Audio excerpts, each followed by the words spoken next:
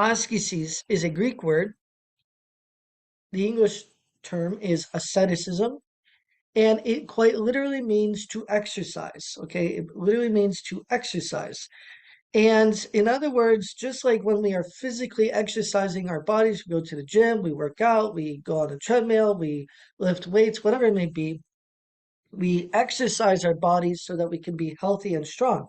Well, basically, the spiritual exercises of the church, the ascetic exercises, fiats, practices of the church, are essentially exercising not just the body, but also the soul in order for the soul to be spiritually healthy. And we're going to get into detail in just a second about exactly how that takes place and all the rest.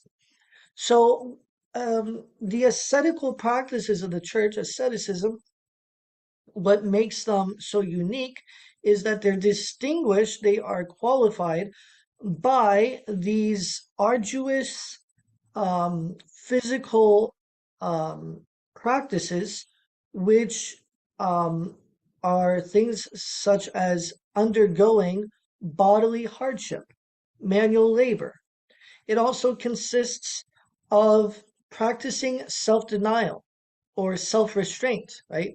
Denying ourselves certain pleasures and enjoyments and comforts. And it also entails basically trying to push ourselves, force ourselves to do that which we really don't want to do, right? We really don't want to get up at 3 in the morning to pray, but we have to force ourselves, we have to push ourselves, persevere through the pain, through the discomfort, and do it, right? Just do it, like the Nike brand, just do it.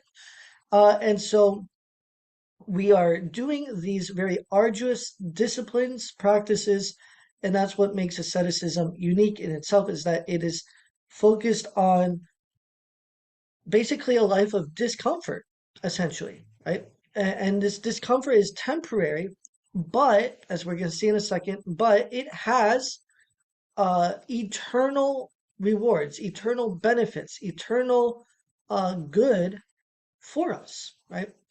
So, um, practically speaking, though, more plainly speaking, what exactly is asceticism? Well, it entails a whole science, a whole variety of things that one can do. And some of the things that Orthodox Christians typically do year round are things like fasting, right? We deny ourselves to enjoy certain pleasurable foods.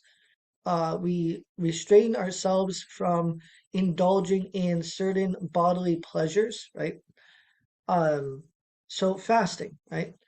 Um, Prostrations, right? Getting on our hands and knees, and you're gonna see a video in a second of how to do a prostration and touching our head to the ground, right? This is a prostration or metania. Another form of asceticism is praying in standing position and praying for several hours in standing position without sitting down, right? Um, and we're going to talk about, depending on your particular needs and difficulties and spiritual maturity, all the rest, and health and age, all the rest, it might look different for each one. We'll get to that at the very end. Another thing is another form of asceticism would be all night vigils, right? This is typically what you'll see more in monasteries than in parishes, though it's not a monastic practice. It is something, I mean, it is, but it's really a practice that it's a Christian practice that all Orthodox Christians should be practicing is all night vigils, where you're spending hours and hours and hours throughout the night in prayer. And that reminds me is that well, at the time of this video being published, we have celebrated a vigil at our own home parish, Holy Trinity, for the Holy Ascetics. And so all night vigils are very beneficial. We'll get to that in a second. And another form of asceticism would be sleeping on the ground, sleeping on the ground. And so these are just a few of many, many, many other types and kinds of asceticism.